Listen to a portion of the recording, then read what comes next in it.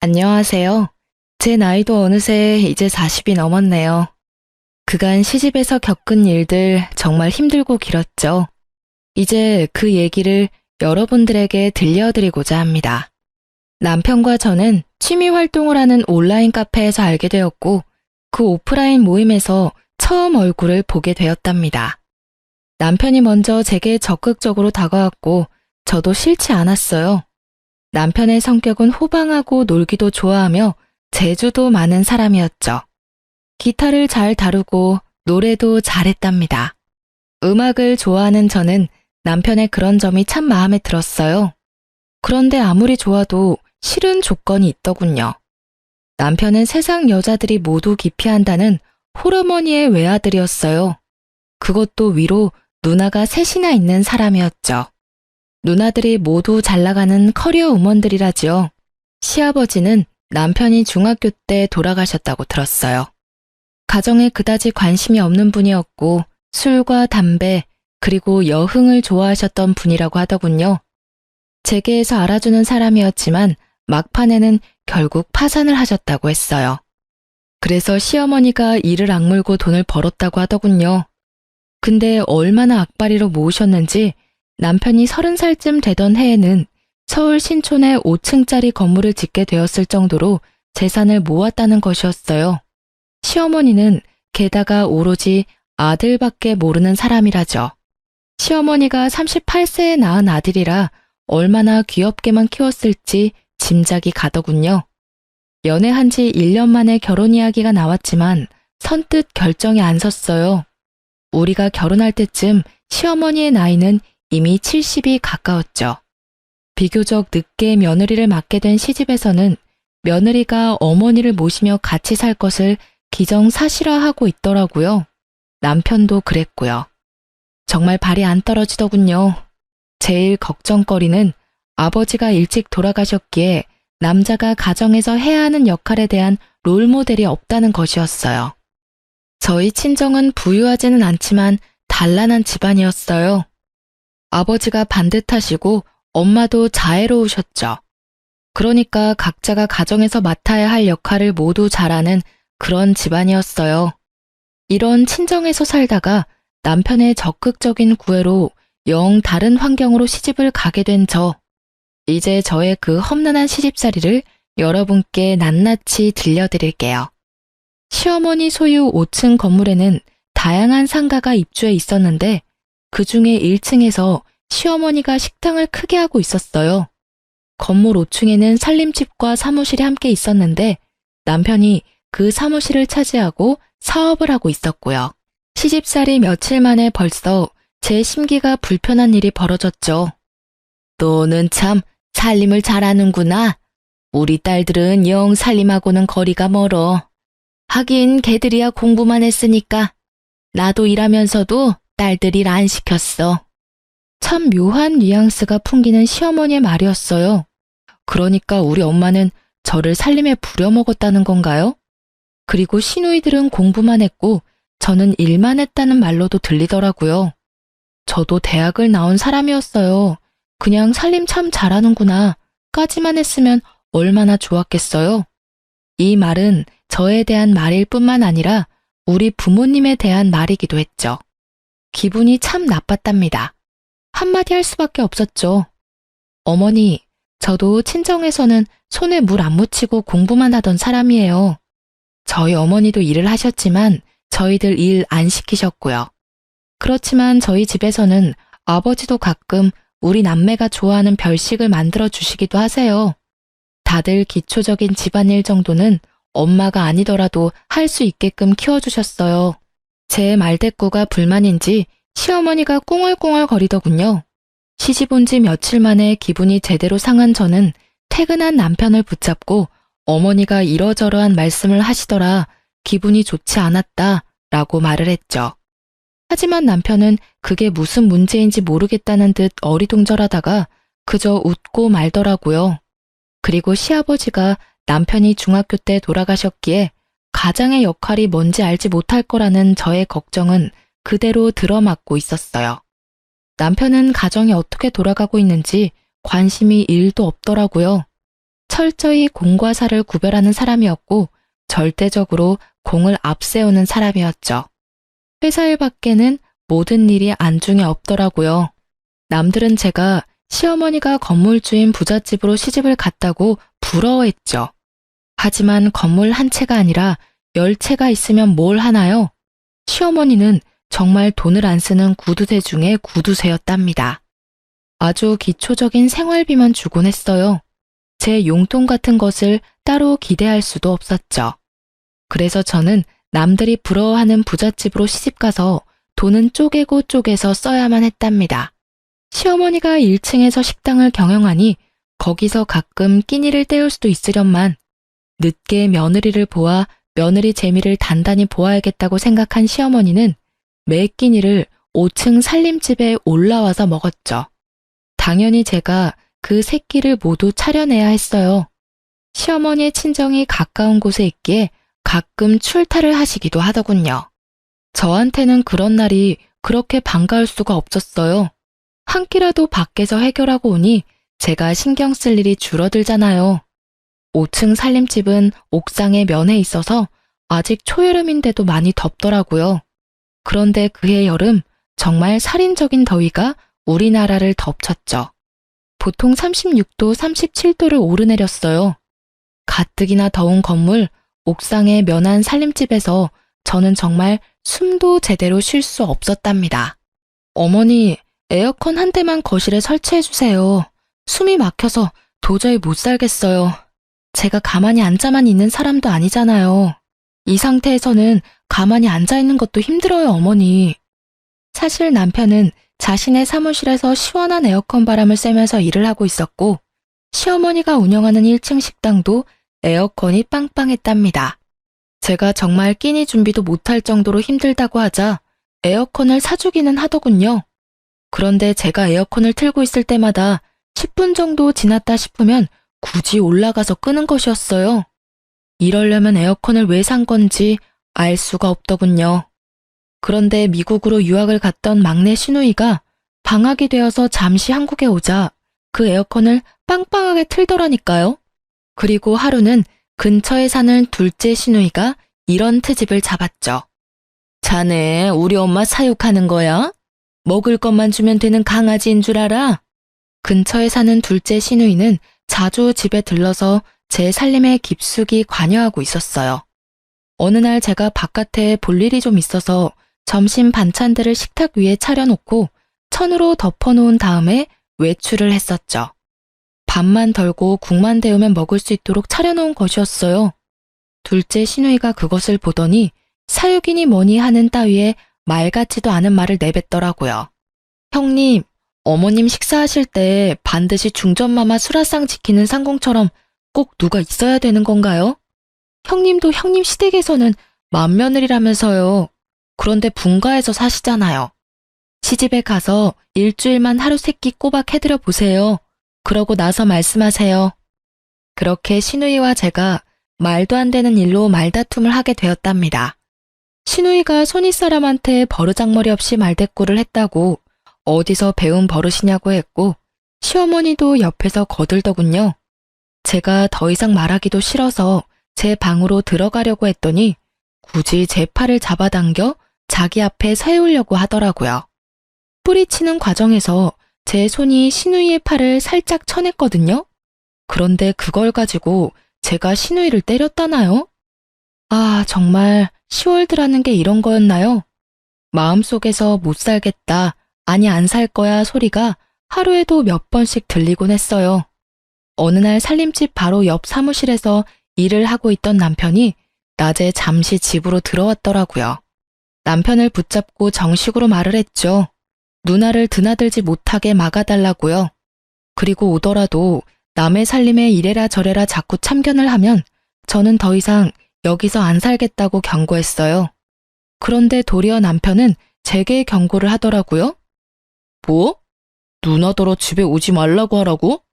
여기가 누나한테 왜 남의 집이야? 참나, 남의 살림이라고? 그리고 누나한테 들으니 당신이 누나를 때렸다면서? 손이 시누이를 때려? 어디서 배워먹은 버릇이야. 안 살고 싶으면 지금 당장이라도 나가. 살지 말라고. 그 순간 쨍그랑 소리가 들렸답니다. 유리가 바스라지는 소리였죠. 벽에 걸려있는 액자를 남편이 주먹으로 쳐서 깨트린 것이었어요. 집안에 관심이 요만큼도 없는 남편이었지만 자기 식구 욕하는 것은 참을 수가 없었던 모양이더군요. 그렇게 저와 남편 그리고 시누이 사이는 결코 가까워질 수 없는 사이가 되었죠. 거기다가 시어머니는 가까운 시장을 가든 먼 지방을 가든 저를 꼭 수행 비서처럼 데리고 다니길 좋아했어요. 제 일정도 있고 저도 밖에서 다른 약속도 잡을 수 있는 사람인데 결코 그런 배려 없이 바로 30분 전에 이야기하고서는 꼭 같이 가야 한다고 통보하는 것이었죠.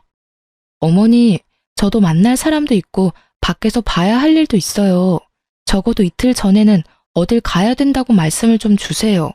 그래야 저도 일정 조절을 하죠. 뭘 안다고 약속을 만들고 다니니? 우리 딸들이야 밖에서 일을 하고 있으니 그렇다 치자. 너는 집에만 들어앉아 있으면서 밖에서 할 일이 뭐가 있어? 뿐만 아니라 시어머니는 이미 결혼을 한 아들의 속옷까지 여전히 직접 챙기더군요. 아침에 출근을 할 때는 이거 입혀라 저거 입혀라 하면서 남편의 옷을 골라주는 일에까지 여전히 손을 떼지 않고 있었어요. 도무지 경우라는 것이 통하지 않는 곳이 제가 속한 시월드였죠. 도대체 세상에 하나밖에 없는 외며느리한테 이렇게 해서 나중에 무슨 대접을 받으려고 그러나 싶은 생각이 들었어요. 그리고 우리 친정에 대해서는 무시하는 태도로 일관하더군요. 시집간 첫 해, 첫 명절날 친정에 가져다 주라고 선물을 내미는데 남의 명함이 떡하니 붙어있는 보기에도 초라한 싸구려 인삼 상자였어요.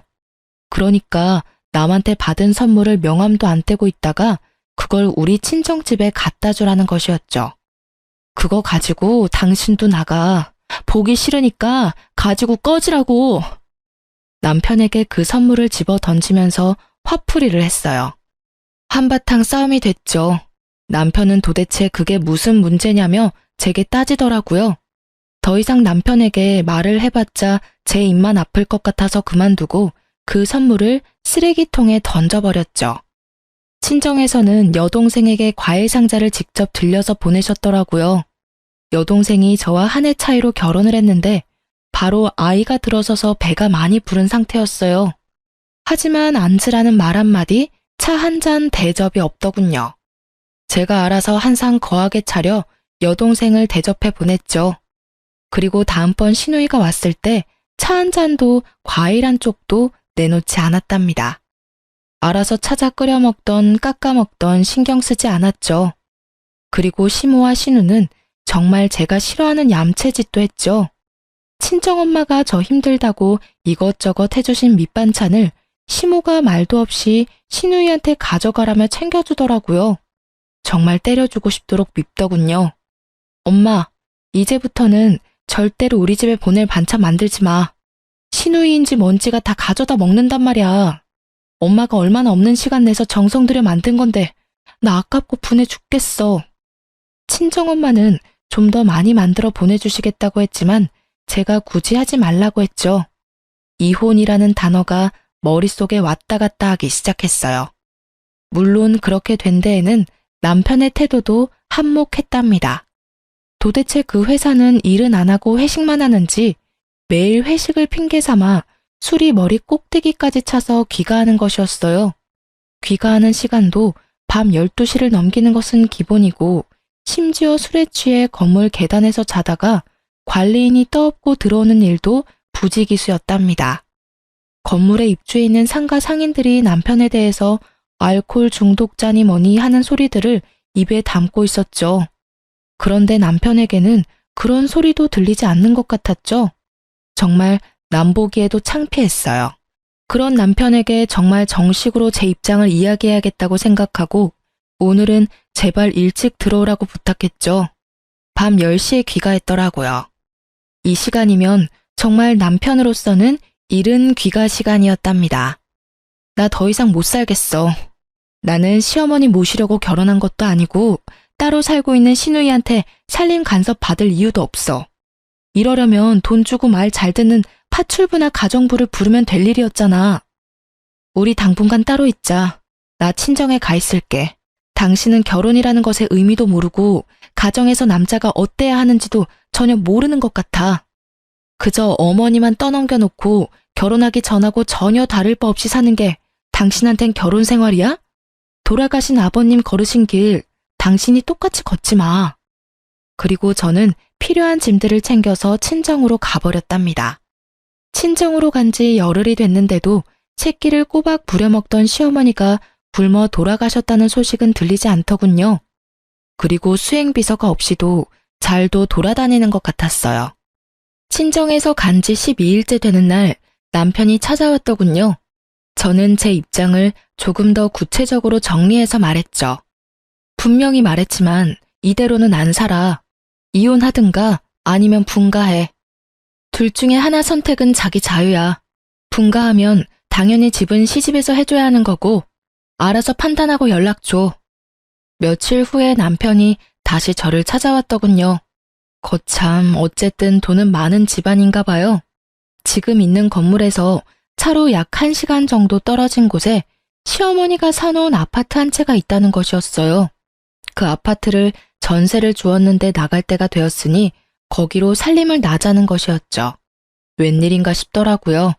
어쨌든 이사를 했답니다.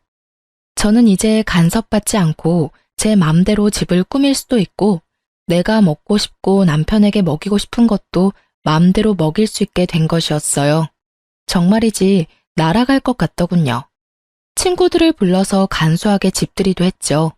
그런데 정말 의외로 시누이가 이사 비용이라면서 봉투를 하나 내밀더군요. 그렇지만 열어보고 정말 화가 나지 않을 수 없었어요. 돈도 잘 번다는 사람이 준 봉투에 달랑 5만 원이 들어있었답니다. 누가 이사 비용 달라고 했나요? 차라리 주질 말던가요. 박박 찢어버리고 싶더라고요. 그리고 어느 날 정말 상식적으로 이해가 가지 않는 일이 또 생겼답니다. 시어머니의 새끼 밥을 다 해서 남편 출근길에 도시락으로 싸서 보내라는 것이었어요. 길을 막고 물어봐. 분가한 며느리가 시어머니 새끼 도시락을 싸서 보내는 게 경우에 맞는지 말이야. 그리고 어머니 연로하셨다곤 하지만 건강하게 일하고 계시잖아. 나 없을 때는 도대체 어떻게 먹고 살았어? 자기가 밥 해먹고 살았을 리도 없고 어머니가 식사 정도는 해결하셨을 거 아니야. 그리고 식당을 하시니 웬만한 건 거기서 해결하실 수도 있잖아. 나는 그렇게는 못하니까 가서 싫다고 전해드려. 시누이들한테 전화가 돌아가면서 오기 시작하더라고요. 도시락 싸서 보내라고요. 그렇게 어머니 끼니까지 걱정이 되면 형님들이 알아서 어머니 모시고 살라 했어요. 그리고 다음부터는 시누이들에게 전화가 오면 그냥 끊어버리고 말았죠. 그쯤에 저한테 이상한 증상이 나타나기 시작했어요. 시집까지 차로 딱 1시간 거리인데 갔다 오면 마치 부산 정도 거리에 갔다 온 것처럼 피곤하고 머리가 깨지는 것 같이 아팠답니다. 뇌파 검사를 비롯해서 별별 검사를 다 받아보았지만 뇌 쪽에는 이상이 없다는 것이었어요. 그런데도 두통이 한번 시작되면 견딜 수가 없이 아팠죠. 그리고 살이 정신없이 빠지기 시작하더라고요. 친정엄마가 보약을 지어오기도 하셨어요. 그런데 10번째쯤 뇌검사를 받기 위해서 갔던 곳에서 갑상선에 문제가 있을 것이라고 진단을 하더군요. 검사를 해보니 아니나 다를까 갑상선 기능 항진증이라고 하는 것이었어요. 모든 신진대사가 보통 사람보다 너무 원활하게 이루어진다는 것이었죠. 그러니까 조금만 움직여도 피곤하고 살도 빠진다는 것이었어요. 모든 신진대사가 보통 사람보다 너무 원활하게 이루어진다는 것이었죠. 그러니까 조금만 움직여도 피곤하고 살도 빠진다는 것이었어요. 이런 와중에 시집에서는 이제 분가까지 시켜주었으니 빨리 손주를 보여달라고 성화를 하기 시작했어요. 외아들이니 아들을 낳아야 한다나요? 그런데 갑상선 약을 먹으면서 임신을 한다는 것이 정말 찜찜하고 의사도 권하지 않는 일이었어요. 산모에게는 신부전도 나타나고 또 태아에게는 발육부진, 조산, 사산의 위험도 크다고 하더군요. 에휴, 내 친구들이 나 들으라고 하는 소리인지 손주 자랑들을 해대는데 이건 뭐 며느리가 비실거리니 손주를 볼 수가 있어야 말이지. 아이고, 내 팔자야. 늦게 본 아들이라 손주 좀 빨리 보고 싶어서 분가를 시켰는데 뭐? 무슨 병이라고? 어머니, 엄마가 마음도 몸도 건강해야 태아도 건강한 거죠. 엄마의 몸 상태나 마음 상태가 이런데 어떻게 당장 아이를 갖겠어요? 조금만 기다려 주세요. 하지만 제가 아프고 싶어서 아픈 것도 아니고 산모나 태아에게 그렇게 위험하다잖아요. 그래서 피임을 하고 약 1년을 치료를 받고는 이제는 임신도 생각해보라는 의사의 진단을 받게 되었답니다. 이제 저는 아이를 갖기 위해 노력했죠. 그런데 하늘을 봐야 별을 따죠. 이사했다고 해서 제 버릇 개 주겠어요? 아마 그런 버릇은 개도 안 받을 것 같더라고요. 역시 새벽 귀가나 아니면 아예 시집 건물에서 자고 바로 출근하는 일이 허다했어요. 자고 바로 옆 사무실로 출근을 해버리면 되니까요. 이사를 하던 해 여름이 끝나갈 무렵 태풍이 몰려오면서 많은 비를 뿌렸답니다. 우리가 사는 아파트 근처에 하천이 범람할 것이라고 대피를 준비하라는 안내방송이 밤새 계속되었고 뉴스 자막에도 하천에 범람 위험이 있다며 알려주더라고요. 하지만 남편놈은 저 혼자 집에 있는 걸 알면서도 전화 한 통 없더군요. 그렇게 위험한 상황이 지나고 난 후 저는 아예 도어락 비밀번호를 바꿔버렸어요. 그리고 아무리 문을 두드려도 열어주지 않았죠. 이런 상황인데 손주를 빨리 내놓으라니 도대체 황당하기 이를 데가 없었답니다. 정말 잘못한 걸 알아서 그러는지 아닌지 모르겠지만 잘못했다고 싹싹 빌기에 이번에만 용서해주기로 하고 문을 열어주었죠. 평생 함께 안 살 거라면 모르지만 살 거라면 이제 아이 가질 생각도 해야 된다는 것을 알아듣게 설명했어요. 알아들었는지 어쨌는지 귀가 시간이 약간 당겨졌고 그로부터 약 5개월 후에 임신을 했다는 진단을 받을 수 있었답니다. 간간히 들리던 그 도시락을 안 싸보내는 것에 대한 불만도 쏙 들어갔죠. 아이를 가지니 시집에서 저를 대하는 대접이 조금은 나아지더라고요. 그날도 사고를 고아놓았으니 가져다 먹으라는 연락을 받고 시집으로 갔죠. 시어머니와 찻잔을 마주하고 앉아서 얘기를 나누고 있었어요.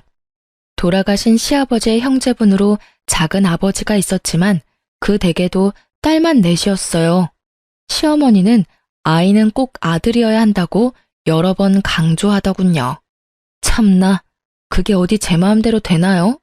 그리고 저는 예쁜 딸이 더 좋겠다는 생각을 하고 있었답니다. 물론 시어머니에게 말은 안 했지만요. 그런데 대화 끝에 시어머니가 갑자기 좀 엉뚱한 말을 하는 것이었어요. 예, 네 시아버지 들어오실 시간 됐다. 갈비찜 좋아하신다. 얼른 좀 장만해라. 아이고, 시간이 벌써 이렇게 됐구나. 그런 건 좀 미리미리 챙겼어야지. 곧 들어오실 텐데 시간이 없지 않니? 어머니, 무슨 말씀이세요? 아버님 돌아가신 지가 거의 20년이 되어 오는데 무슨 갈비찜을 장만해요. 어머니 갑자기 왜 이러세요? 느낌이 정말 이상했어요. 그런데 시어머니가 그날은 곧 정신을 수습하더라고요. 한숨 놓았지만 다음번에 시집에 갔을 때 들은 얘기는 정말 절망적이었죠. 내 친구들하고 한강에 물놀이를 갔는데 글쎄 저쪽에서 네 남편이 둥둥 떠내려오지 않겠니? 그래서 내가 얼른 뛰어들어가서 건졌다. 갑자기 정신이 번쩍 들더라니까요. 남편에게 상황을 이야기하고는 바로 어머니를 병원에 데려가 뇌 MRI를 찍어야 했어요. 미리 조금은 예상하고 있었지만 막상 치매 진단이 나오자 가슴이 덜컥 내려앉더군요. 시누이들에게도 물론 이 소식을 다 전했죠. 말하는 것만 들을 때는 세상에서 제일 효녀들인 새 시누이가 또 시끄러워지기 시작했어요.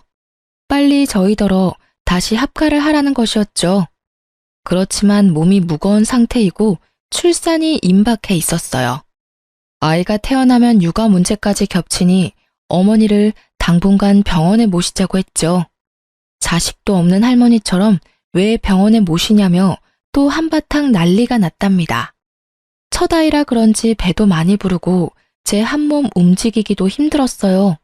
그런 사람이 합가를 해서 무슨 일을 할 수 있단 말인가요? 그래서 결국은 제가 출산을 하고 아이가 어느 정도 자랄 때까지만 시어머니 옆에 사람을 두기로 결정을 하고 까다롭게 골라서 아주머니 한 사람을 붙여두었죠. 첫 아이라서 어느 정도 난산을 겪었지만 아이는 건강하게 태어났고 아들이었어요.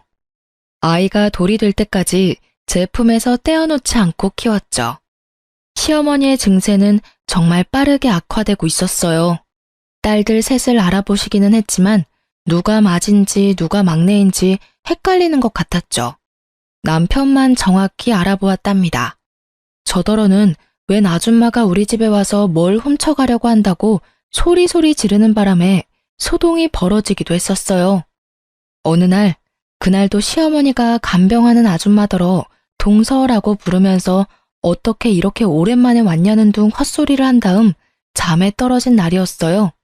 가만히 시어머니의 얼굴을 바라보았답니다. 50대 초반에 혼자가 되어서 오로지 자식들만 보고 돈을 버는데 인생을 바친 사람이었죠. 같은 여자의 입장으로 볼 때 정말 안 된 사람이었어요.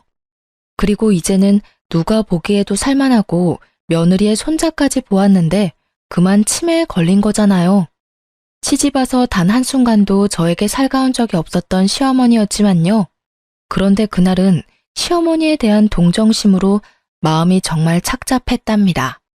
집에 와서 곰곰이 생각을 해보았죠.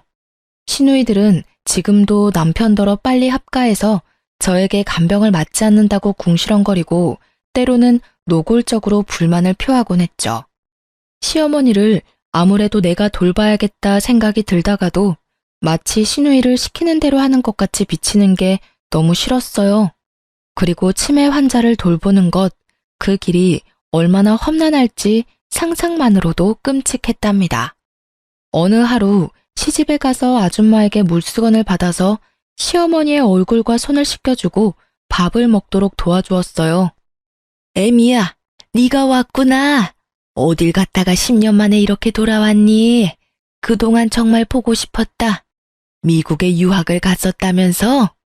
저와 막내딸에 대한 생각이 합쳐지거나 헷갈린 것 같더군요. 그 막내딸도 이제 곧 유학을 끝내고 귀국할 것이라고 들었거든요. 시모는 제 갓난아들을 품에 안고는 마치 태어나고서 처음 본 아이처럼 그렇게 반가워하더라고요. 시어머니를 이리저리 바꿔 뉘어가면서 몸 상태를 살펴보았어요. 고용된 간병인이 아무리 잘 돌봐준다고는 하지만 역시 남은 남이더라고요. 욕창이 어느 정도 와 있었고 몸 구석구석이 깔끔하지는 않더군요. 저는 그 순간 제 인생 전체를 내던져버릴 수도 있는 결심을 했답니다. 제가 어머니를 떠맡기로요. 남편한테 제 심정을 말하고는 분가에서 살고 있던 집을 정리해서 시집 건물로 다시 들어왔답니다. 아이를 친정에 맡겼고 친정엄마가 며칠에 한 번씩 아이를 데리고 시집으로 찾아와 주셨어요. 시누이들이 또 극성을 떨기 시작하더군요. 돌아가면서 찾아와서는 어머니가 좀 정신이 있다 싶을 때 엄청 극진하게 대하는 것이었어요. 그럴 때는 저를 옆으로 밀어내더라고요. 속셈은 아주 뻔했죠. 어머니가 정신이 있을 때 어떻게든 상속에 대하여 자신들에게 유리하게 해놓으려는 것이었어요. 그리고 어머니가 영 정신이 없다 싶으면 또 저에게 이것저것 트집을 잡아 잔소리를 하는 거였죠. 그렇게 마음에 안 들면 형님이 모셔가세요. 나 안 말려요. 지금 모셔가실래요? 큰형님이 먼저 모셔가시겠어요? 저는 실제로 주섬주섬 시어머니의 짐을 쌌어요. 큰 시누이가 와서 하도 이건 이래라 저건 저래라 잔소리를 하기에 한번 해본 짓이었답니다. 큰 시누이가 예상대로 자신은 밖에서 일을 하는 사람이라 간병이 절대 불가능하다며 손사래를 치는 것이었죠. 돈 잘 버니 모셔다가 간병인이라도 붙여놓고 저한테 하듯 감시 감독을 하면 되지 않겠느냐고 했어요. 슬그머니 내빼더군요. 물론 시누이들이 제가 모셔야 한다고 고집을 세우기는 했지만 시누이들의 의견을 따른 것이 아니라 제 스스로 결정한 일이었어요. 그런데 스스로 결정하고 각오를 단단히 했지만 정말 쉬운 일이 아니더라고요. 네가 나 몰래 살던 아파트 다 팔아먹었다면서? 그것도 모자라서 이 집 재산 다 빼돌리려고 도로 들어왔지? 내가 네 속셈 모를 줄 아니? 인연, 어서 도로 나가거라. 시어머니는 이런 말도 자주 입에 담았어요. 그리고 근처에 있는 물건을 갑자기 집어던지기도 했죠. 한 번은 고지서를 담는 작은 목함을 던져 얼굴에 정통으로 맞는 바람에 이마가 찢어지기도 했어요. 시어머니의 상태는 점점 나빠져서 결국은 자신이 할 수 있는 일이 거의 없는 지경에 이르렀죠. 저는 그야말로 시어머니의 손과 발이 되어야 했어요. 그리고 가장 걱정하던 문제가 터졌죠. 이제 배변도 자신의 의지로 조절하지 못하게 된 것이었죠. 배변 문제를 처리하는 것이 너무나 힘이 들었던 저는 시누이들이 올 때마다 손에 들고 오는 먹을 것은 모두 빼앗아서 치워버렸어요. 형님들이 어머니 화장실 문제 한번 도와드려 봤어요? 먹을 것 가지고 오지 마세요. 새끼만 건강하고 적당하게 드릴 테니까 그리 아시고요. 불만 있으면 지금이라도 모셔가시고요. 그렇게 치매 환자의 손과 발이 되어 살던 중 제 몸에 무리가 갔나 봐요. 어깨와 허리가 무너지듯 아프면서 도저히 평상시처럼 움직이질 못하겠는 거예요. 그래서 할 수 없이 간병인을 불렀죠. 그런데 치매 환자가 남과 식구는 어찌나 잘 구별을 하는지 간병인이 뭘 도와주려고 하면 강력하게 거부하고 가져다 주는 밥도 먹지 않는 것이었죠. 저는 거동을 하기가 어렵고 간병인은 거부하고 할 수 없이 시누이들이 당분간 돌아가면서 어머니를 맡기로 의논이 되었던 모양이더군요. 우리 집에서도 아무것도 안 드셔. 집에 가겠다고 자꾸 떼를 쓰신다고. 둘째네 집으로 한번 보내드려 봐야겠어. 둘째 시누이네 집에서도 막내 시누이네 집에서도 시어머니는 한 달을 넘기지 못했어요. 결국은 집으로 다시 돌아왔죠. 제가 온몸에 파스를 덕지덕지 붙이고 다시 시어머니를 돌보기 시작했어요. 정말 제가 전생에 죄를 많이 지었나 보다 생각이 될 정도로 힘든 나날이 흘러갔어요.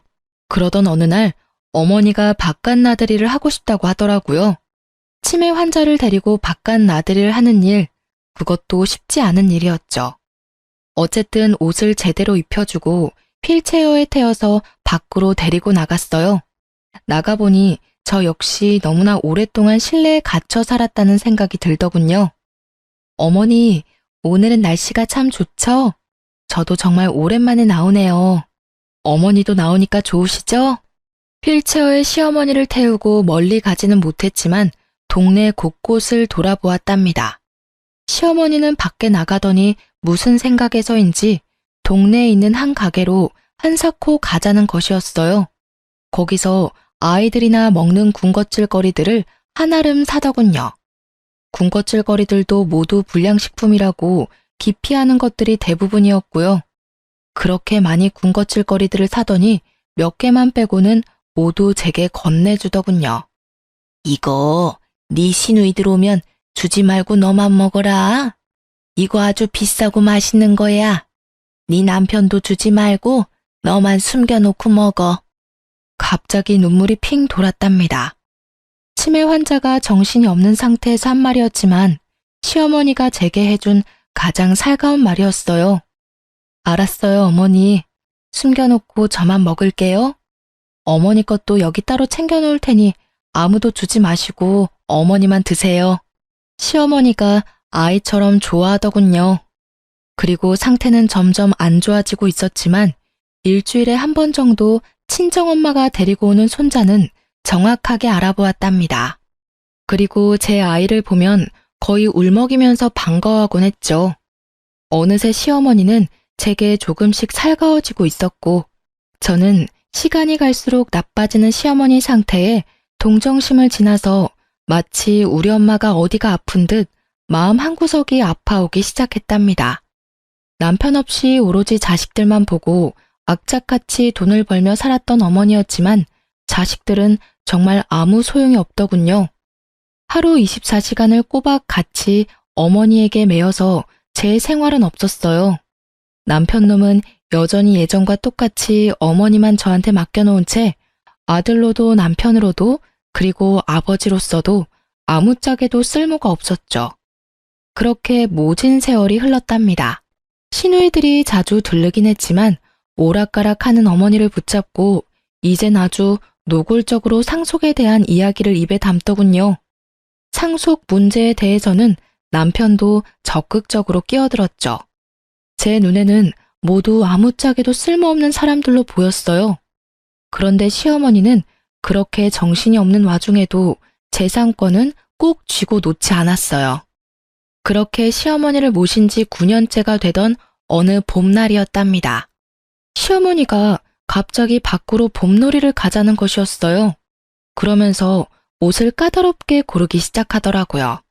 몇 번을 입었다 벗었다 하면서 마음에 드는 고운 옷을 찾아내어 입혀달라더군요. 어디로 가고 싶은지를 물었더니 시아버지 산소에 가자는 것이었어요. 시아버지의 산소는 서울 근교의 공원 묘지에 있었거든요. 거기까지는 먼 길이었고 꼭 차량이 필요했어요. 남편더러 운전을 해달라고 했더니 회사 일 때문에 시간이 없다면서 차 키만 던져주더군요. 애미야, 네 시아버지가 외로우시단다. 내가 가서 좀 놀아드려야겠다. 애미 너도 네 시아버지 본 적 없지? 같이 놀러 가련? 산소에야 자주 찾아갔었죠. 갑자기 아버님이 보고 싶으신 거예요? 아버님이 꿈에라도 보이시던가요? 한번 외출을 하려면 그 준비 과정부터 장난이 아니었지만 간신히 차에 태워 시아버지 산소로 데려갔죠.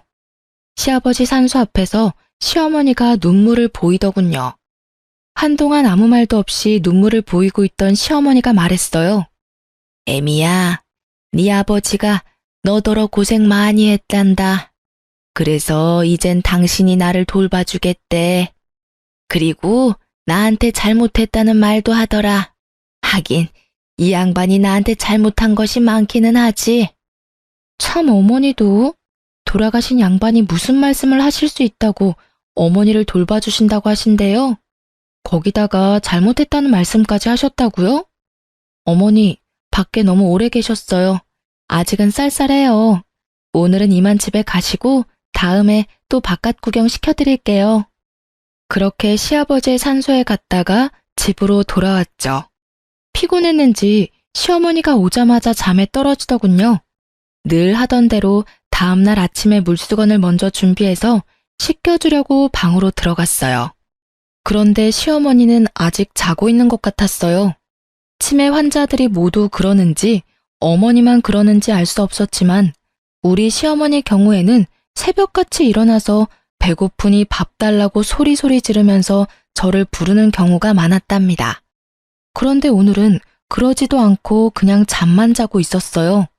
어제 많이 피곤했나 보다 생각하고 물수건으로 어머니의 손을 씻기려는 순간 직감적으로 일을 당했다는 것을 느낄 수 있었답니다. 그 전날도 술에 취해 늦게 들어왔던 남편이 아직 자고 있었기에 고래고래 소리를 질러서 남편을 불렀어요. 제 소리가 심상치 않았는지 남편이 얼른 달려오더군요. 곧 119 구급대가 출동했고 어머니가 병원으로 이송되었어요. 병원에서 어머니가 세상을 뜬 지 이미 서너 시간이 지났다는 것을 확인해 주더군요. 제 입에서 저도 모를 통곡 소리가 튀어나왔어요. 내가 어머니 모시기가 너무 힘들어서 빨리 돌아가시라고 마음속으로 빌기도 많이 빌었어요. 죄송해요, 정말. 제가 잘못했어요. 제가 잘못했다고요, 어머니.